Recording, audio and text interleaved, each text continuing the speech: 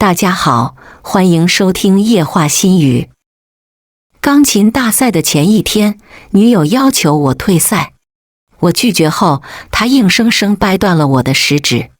这次比赛，阿庆必须要拿到1等奖，他离保送只有1步之遥。我不会让任何人毁了他的机遇。尖锐的刺痛传来，随着手指变形折断，璀璨的未来也随之消逝。他将我关进小黑屋，3天3夜，这段的手指逐渐发臭、发烂，失去知觉。直到欢呼声传来，裴思思才将我放出来。他居高临下地看着我，语气轻蔑，要不是阿庆好心，想让你去参加他的庆功宴，我才不会轻易放过你。我对他笑了笑，应了下来。想让我为他喝彩，那我不得不双手奉上大礼。我想他们会喜欢的。从小黑屋出来的时候，钢琴大赛已经结束了。裴思思和许庆英的欢笑声从门外传进来，让我已经模糊的思绪清醒了几分。下一秒，我听见了锁被打开的声音，眼神聚焦，站在门口的2个人意味不明地盯着我。什么怪味，好臭呀！许庆英用手捂住了鼻子，皱了皱眉。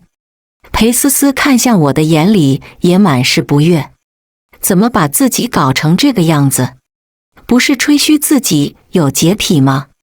真恶心！我半躺在地上，3天没有进食，已经让我快要虚脱，失去了最后的力气。更别提这个杂物间，没有厕所，没有浴室。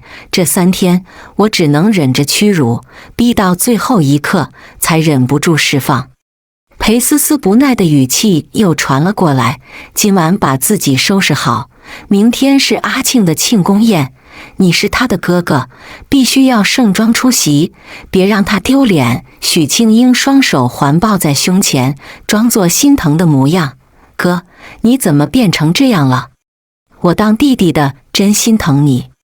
3年没见，本想借着这次比赛会会你，你没来，我还失落了好久，总觉得自己赢得不光彩。他的眼神带着明显的挑衅，裴思思看不见，还在帮他说话，是他怂了，不敢和你比。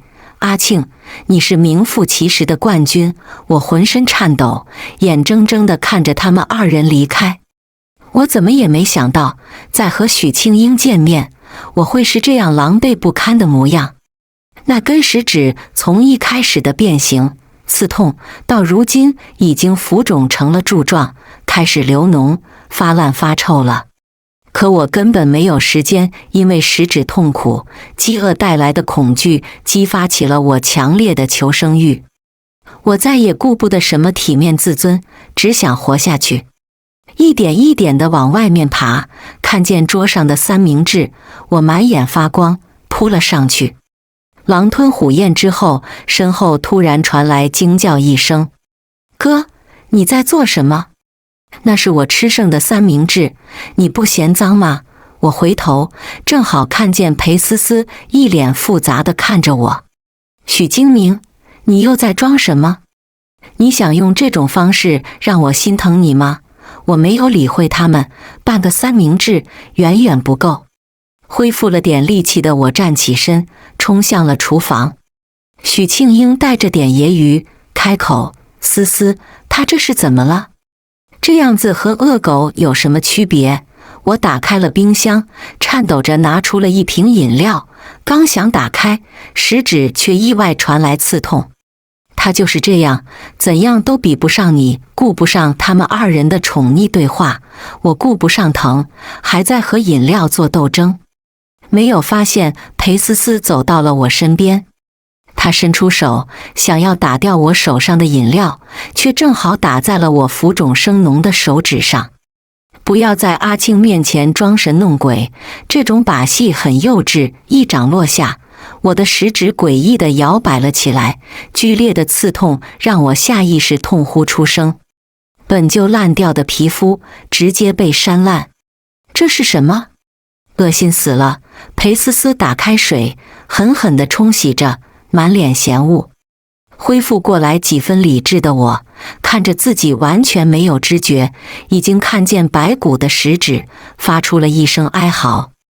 我后知后觉地反应过来，我所珍视、所珍惜的东西已经彻底离开我了。我再也弹不了钢琴了。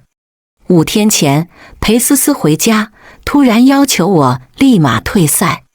可那时我已经为这场大赛筹备了3个月，钢琴曲是我独立编创的，每一个音符都是我的灵魂。我想也没想地拒绝了他。我没发现他阴郁恐怖的眼睛，一字一句地和我说：“我不是在询问你的意见，我是在通知你，我不明所以。”问了一句：“凭什么？”裴思思理直气壮：“许庆英要回来了，你不知道吗？”这句话让我思绪突然停滞了一瞬。许庆英这个名字，我已经3年没有听到了。他是我同父异母的弟弟，是我爸的私生子。3年前，他害死我了妈。为了逃脱责任，他跟着他妈妈逃到了国外。我一个人处理完了妈妈的后事，想要复仇，却再也找不到半分他们的消息。爸爸甚至帮着他们隐瞒，说生死有命，富贵在天。3年，我恨了他3年。可我怎么也没想到，这个名字会从我即将要谈婚论嫁的女友嘴里提起。你怎么认识他？他眼神晃了一下，声音很轻。这不重要，重要的是这次钢琴大赛你不能去。我咬着牙问他，因为许庆英。他点了点头，直勾勾地看着我。这次比赛对阿庆来说很重要，你是他的哥哥，让他一次又怎么了？我忍住反问他，你知不知道他对我做过什么？裴思思不耐烦道，听说过，可那和阿庆有什么关系？要不是因为这件事，他也不会被迫出国。说起来，他也是受害者。我被他这番话气得浑身发抖，整颗心都抽痛。他继续说着，何况已经过了这么久了，你也不该这么小心眼，亲兄弟哪有隔夜仇？这场比赛对他来说很重要，关乎到他能不能成为凉州老师的关门弟子。这次机会对他来说很重要，你不能在这件事上闹脾气。我看着眼前相伴3年的女友，突然特别陌生。没等我回应，他踩着高跟鞋转身离开，我脱力撑住墙。当天晚上，他的朋友圈背景改成了一个男孩的背影，那个身影我一辈子也不会忘。当年我妈被害死的时候，就是这个背影站在我妈的尸体前，笑得灿烂。阿姨，你也太不小心了，下电梯都会摔，真可怜。她回头看向我，语气纯真，哥哥，你没有妈妈了，更可怜。如今再看到许庆应，她用一模一样的灿烂笑容对着我，哥，怎么把手搞成这样？真恶心！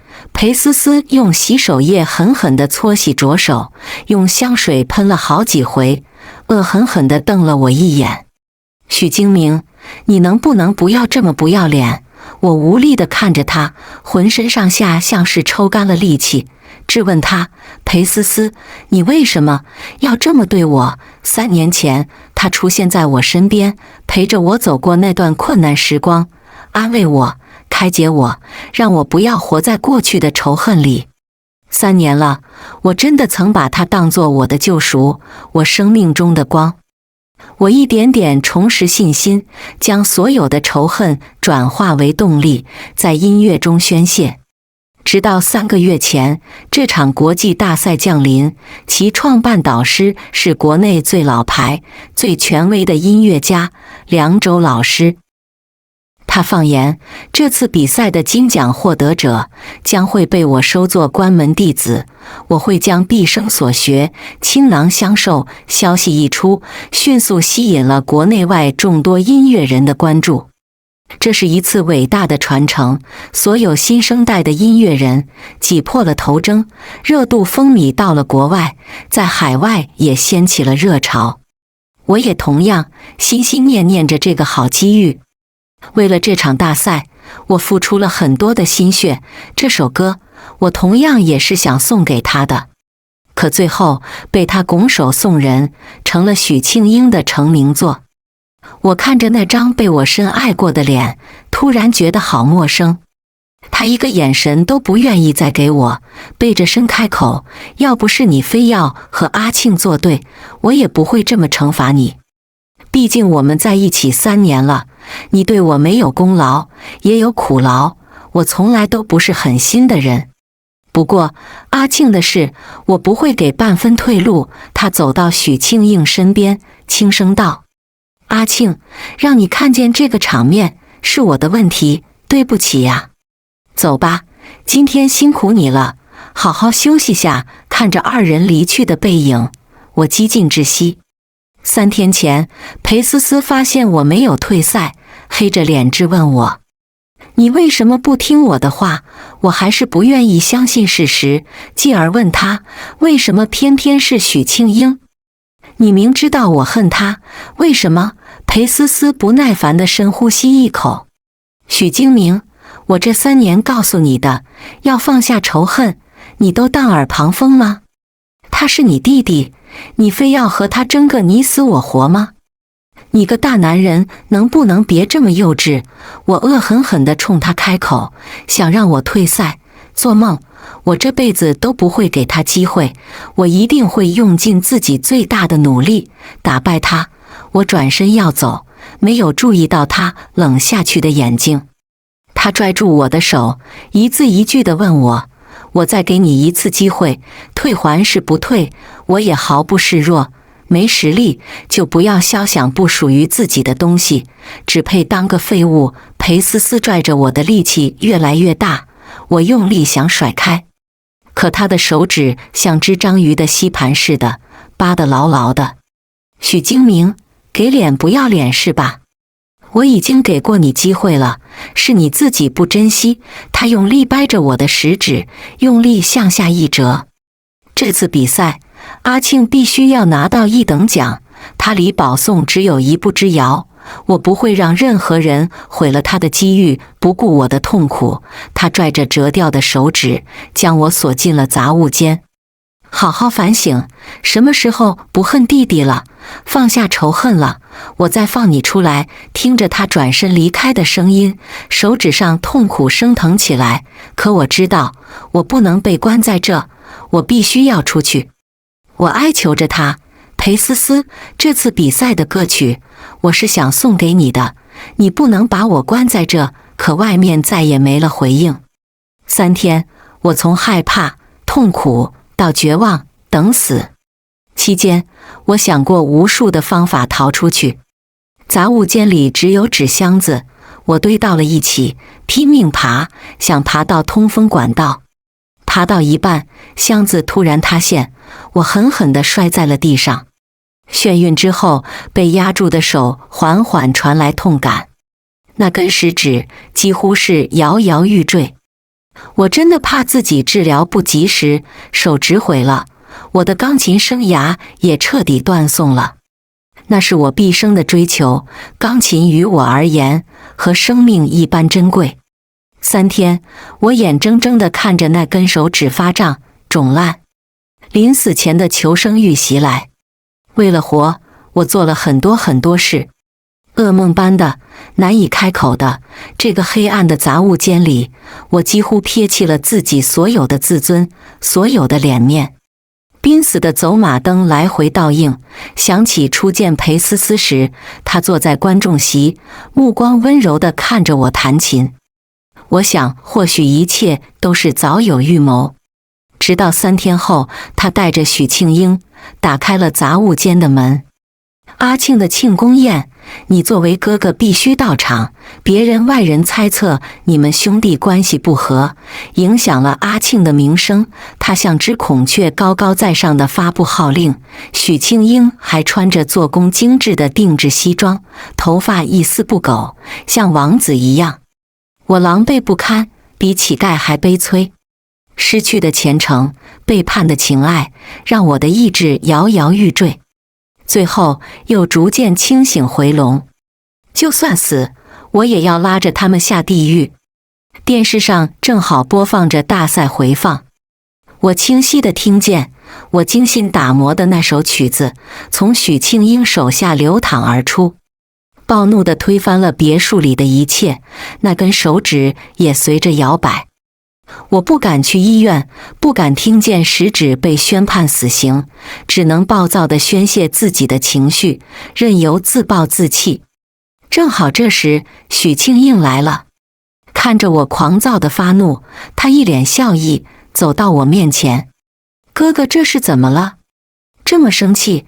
难道你不为我拿下金奖开心吗？你是我的哥哥，我的荣誉也有你的一份。”看着他得意的脸，我彻底失去了理智，想朝着他扑过去。他灵巧一躲，轻笑着开口：“和我的舔狗谈了3年，什么感受？你好像真的很爱他，我看不上的，你怎么都喜欢抢着要？”我失去理智，抬起手，他顺势挨下一巴掌，疼得吸气。“哥哥，我只是来看看你，你怎么打我呀？”下一秒，我的腰腹被高跟鞋斜肩用力一踢，我疼得蜷缩起来。“许精明，你又在发什么疯？”裴思思的声音响起，小心翼翼地扶起了许庆英。“阿庆，没事吧？”他故作大度，摆了摆手：“不要伤害他，我知道他恨我，他要对我撒气，我也该受着，是我欠他的。”裴思思脸上的心疼都快溢出来了。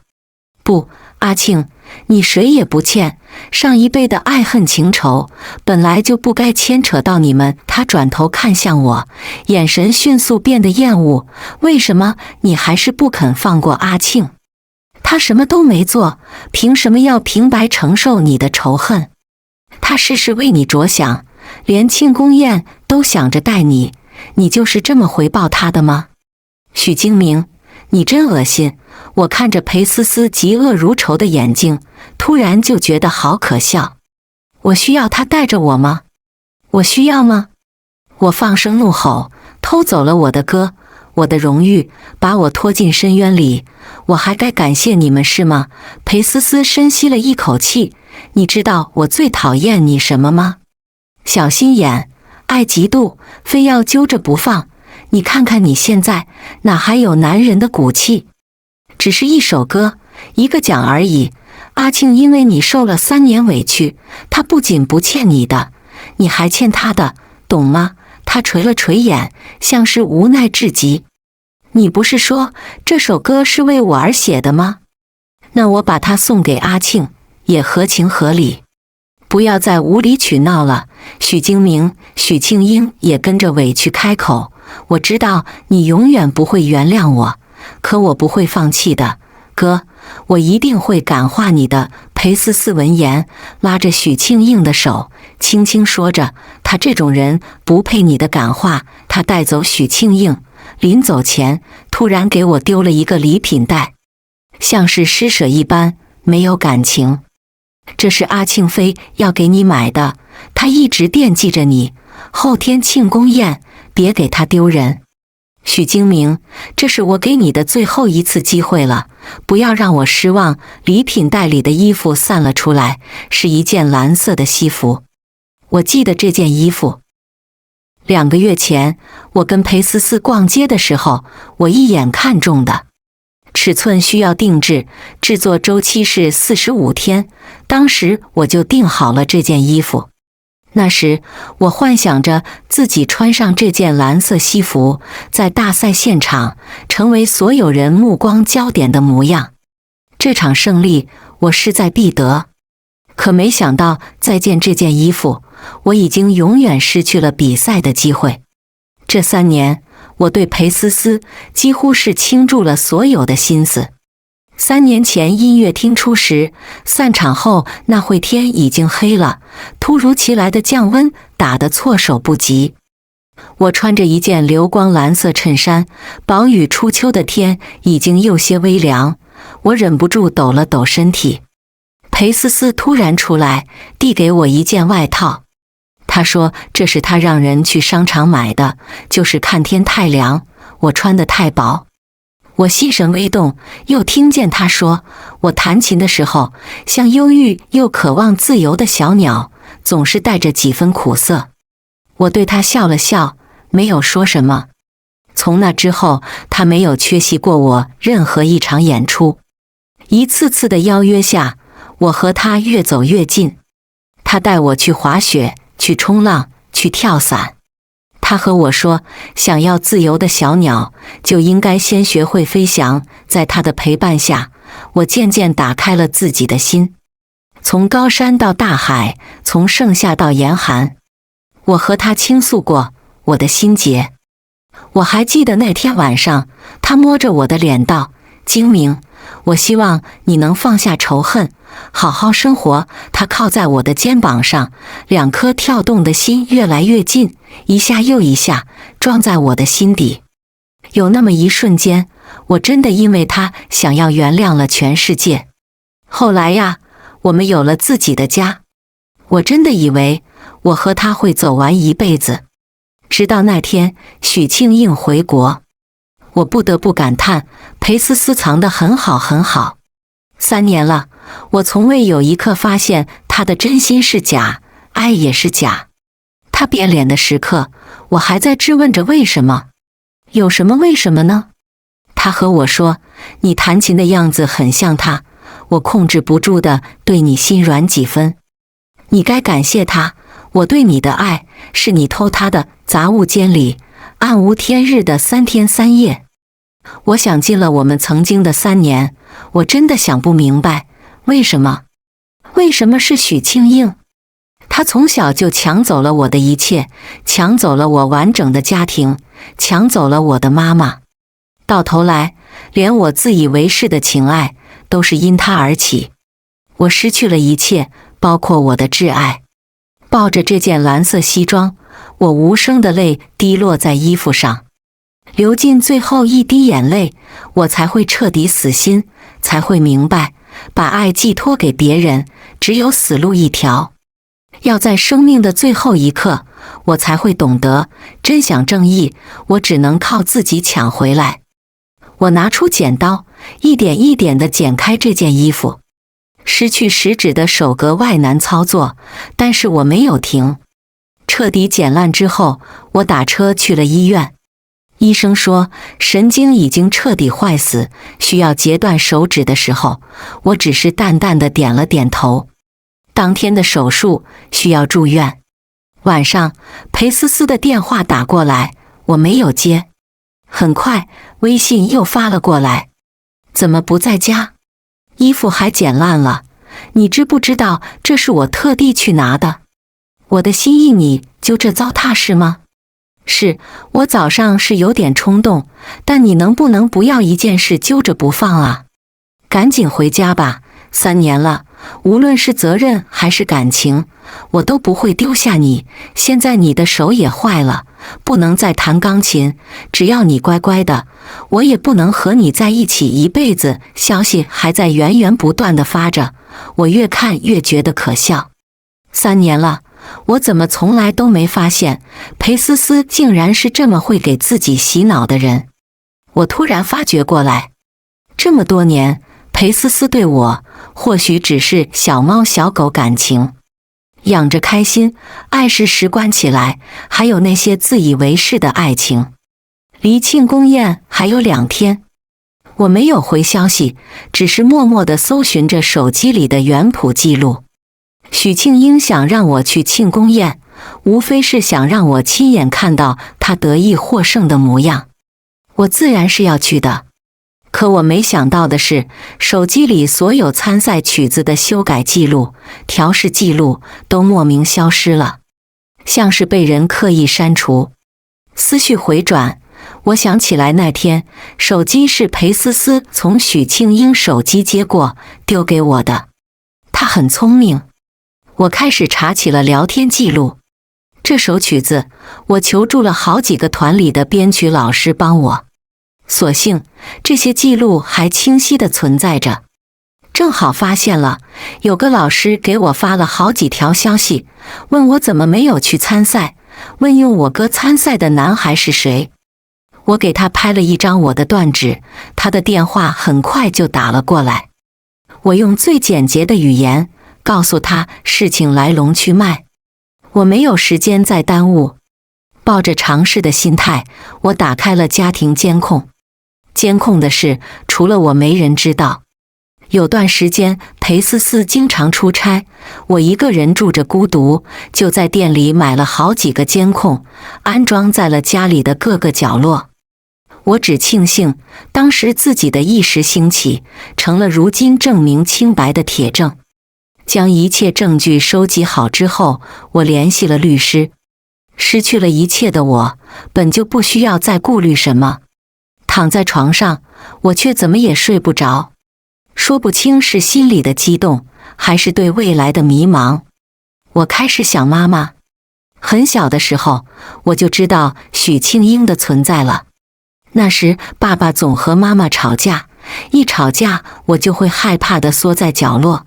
爸爸会指着我说：“看你生的这个儿子，胆子这么小，不像我的阿庆，永远都是活泼胆大的。”我亲眼看见过爸爸带着许庆英和他妈妈去游乐场。爸爸说的没错，他胆子是很大，敢玩那么多恐怖的游戏。12岁那年，我爸和我妈离婚了，妈妈带着我一个人生活。我挺开心的，日子这样过，明明也挺好的。可15岁那年，爸爸又找了回来。后来我才知道，是许庆英的妈妈又出轨了。我爸气不过找了回来，他开始扮演好父亲、好丈夫，给我妈准备惊喜，带我去游乐园，甚至接我放学，接妈妈下班。我恨他是真的，但那段时间感受到的父爱也是真的。人越缺什么，就会越渴望什么。我偷偷的开心，偷偷的幸福，享受着他对我的好。这样的日子持续了2年。许庆英却再次找到了我爸爸，说他妈妈被欺负了。爸爸几乎是想也没想就冲了过去。从那之后开始，我就经常看见许庆英母子。直到有一天，许庆英找了个借口，说爸爸出了意外，我妈慌里慌张地信了。那天我在上学，可在看见我妈，就是在 ICU 里。监控显示，许庆英拉着我妈的时候，失手将她推下了电梯。失手这2个字是她自己说的。她哭着辩解，说自己只是听错了消息，一时情急。我知道阿姨特别喜欢我的爸爸，我也是好心，不想让阿姨看不见爸爸最后一眼。我真的没想到会这样，当时的事引起了轩然大波，许庆英也陷入了舆论里。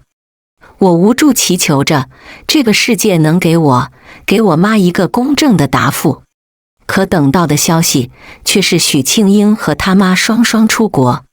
更让我绝望的是，这是我爸为了不让他们母子受到伤害，不惜花费重金安排的。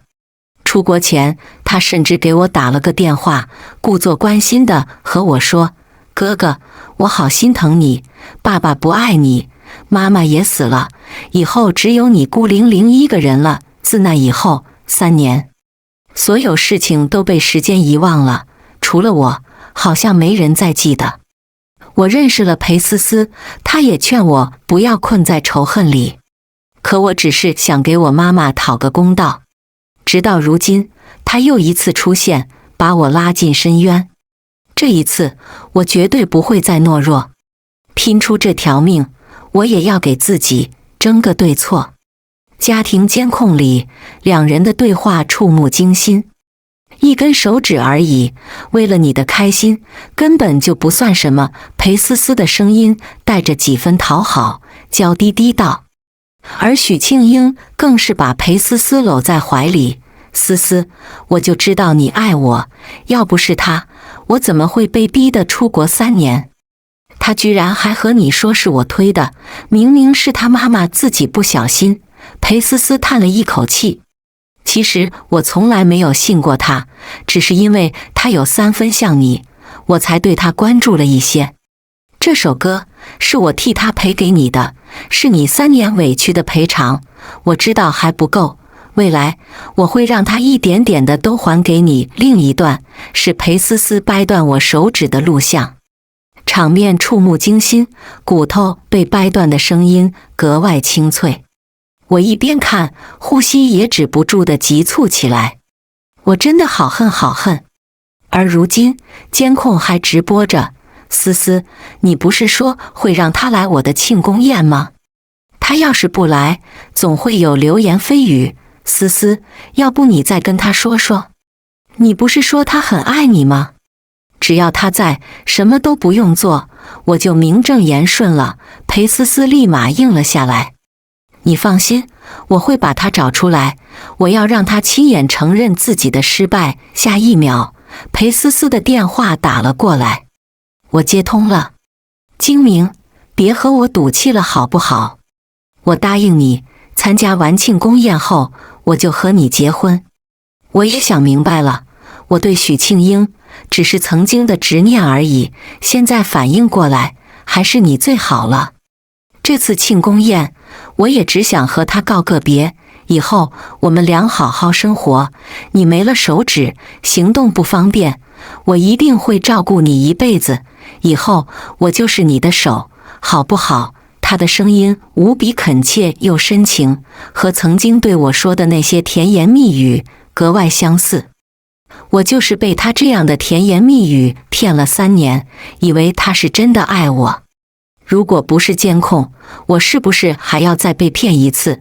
以为他真是真的回心转意了。我没有犹豫，应了他。行啊，只要你能嫁给我，能离开许庆英，我就去。裴思思的语气特别坚定。我不会骗你。庆功宴之后，我们立马筹备婚礼。电话挂断，监控里许庆英笑得特别得意。思思，那些话说的我都快信了，我都差点以为你真要和他结婚了。裴思思冷哼一声，一个低配赝品，现在还是个残疾，嫁给他？怎么可能？他笑盈盈靠在许庆英怀里。阿庆，为了你，我都不惜出卖色相了，你要怎么报答我？许庆英摸着裴思思的脸。思思，你的任务还没结束，一定要好好看住他，让他乖乖地坐在那里。差不多了，你就带他走。裴思思点点头。放心吧，我知道该怎么做。他这么爱我，为了和我结婚，肯定会乖乖的。这傻子还真以为能得到我的爱，他现在肯定特别开心，以为自己终于赢了你一次。阿庆，他这一辈子都不会赢过你的。视频到这里，我满心都是后怕。同时，我委托的私人侦探也发送来了许庆英在国外详细的经历。资料显示，许庆英出了国后，凭借着自己的钢琴天赋，顺利进入了当地著名的音乐学院。可就读2年后，居然被学校勒令退学了。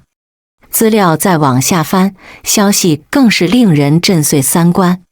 许庆英退学的原因，居然是和学校的已婚教授搞在了一起，名声尽毁，前途尽失。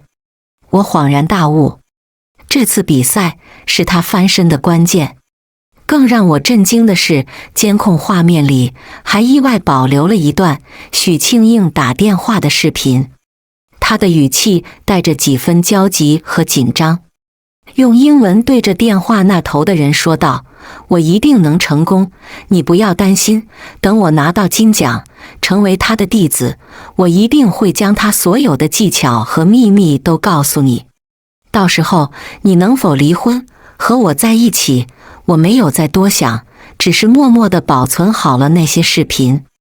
将犯罪证据发给律师之后，我躺在病床上，静静地等待着庆功宴的那一天。好戏马上就会开场，真相和正义永远不会缺席。不顾医生的劝阻，我执意出了院。在路边的服装店随便买了一身衣服，我打车到了庆功宴的酒店。很大，很豪华，其中不乏各种社会名流、音乐界的大牛。这场庆功宴也是许颂的认诗大会。钢琴大赛金奖能直接保送成为凉州老师的关门弟子，所以来参加的人特别多，连媒体也陆续到场。刚下车，我就看见裴思思穿着一件修身的鱼尾裙，看见我，她止不住皱了皱眉。怎么穿成这样就来了？她手上还拿着手套，不分由说的往我手上套。人多眼杂，别闹出了什么误会，我任由他摆弄，眼神却搜寻着相识的编曲老师。看到他在那场对我摆了个手势之后，我才放下心来。我知道今天裴思思一定会一刻不离地跟着我，有些事我只能让别人帮我。许庆英笑容满面地走了过来，快进来吧，等你好久了。豪华的酒店里，高朋满座，热闹非凡，随便一听，全部都是在夸奖许庆英的。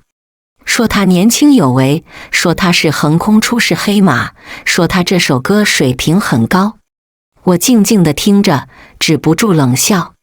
庆功宴很快就开始了，打着领带的许庆英站在舞台上，又一次弹起了那首我谱写的乐曲。我为他起名涅槃，可许庆英却给他改成了曙光。一曲落下，掌声雷动，凉州老师也带着赞赏看着他。